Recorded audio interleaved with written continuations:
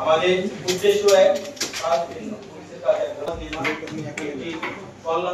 আসন্ন শারদীয় দুর্গাপূজা উদযাপন এবং সার্বিক আইন শৃঙ্খলা প্রস্তুতি নিয়ে প্রিন্ট ও ইলেকট্রনিক মিডিয়ার সাংবাদিকদের সঙ্গে মতবিনিময় করেছেন police super TM. Mosharraf Hossain. Khulna জেলা পুলিশের আয়োজনে মঙ্গলবার সকাল 11টায় পুলিশ সুপারের কার্যালয়ে কনফারেন্স রুমে এ আয়োজন সম্পন্ন হয়। Police super TM. মোশাররফ হোসেনের সভাপতিত্বে অনুষ্ঠিত মতবিনিময় সভায় সাংবাদিকরা খুলনা জেলার আইন শৃঙ্খলা পরিস্থিতি এবং সাধারণ মানুষের বিভিন্ন সমস্যার কথা তুলে ধরেন।